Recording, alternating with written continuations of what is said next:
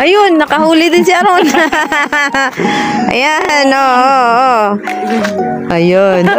Anong isda kaya yan, Kas? Ano to? Ayun eh, oh. Ayos ah. Grayling. Oh. Huli ka, huli. Sabi ko.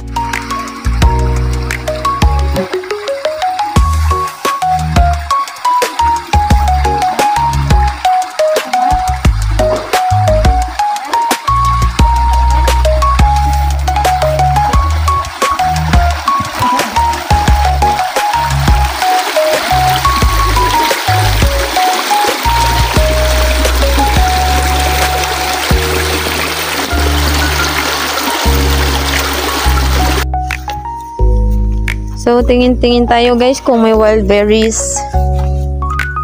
So, lakad-lakad tayo. Grabe. Huh? Wild berries. Meron kaya? Wala.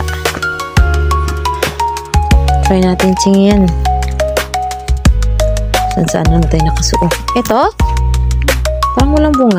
So, dito tayo sa kabila. So, umakit na naman tayo. Yes, dandahan. Parang wala.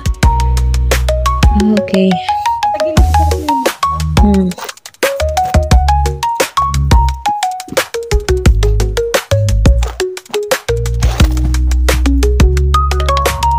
Asan yung wild berries? Ito yung mga halimbawa ng berries. Pero hindi ko alam kung kinakain too. Alright. So, dito tayo sa kabilang part ng lake.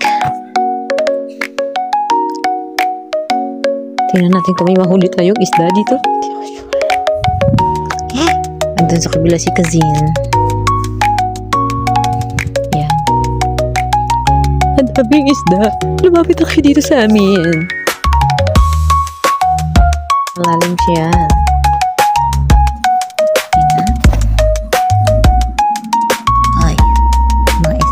Kayo. Yan o. Magalaw-galaw sila. Kaso, mahirap na hulihin.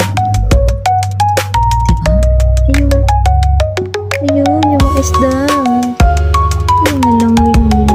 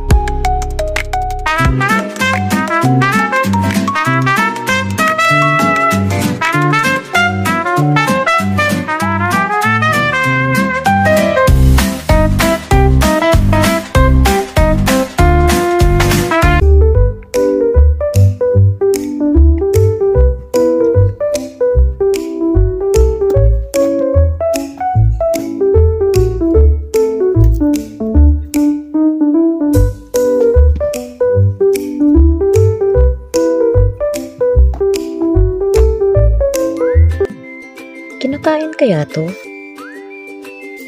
So, yan. Hindi ko sure kung ito yung hina-harvest na nakikita ko sa vlog. This one. Yeah. I'm not sure. Isang klase ng berry to. Iba din to sa kanina. Ito, hindi ko alam kung hindi naman ata berry to. So, nagpunta tayo dito para maging taong gubat.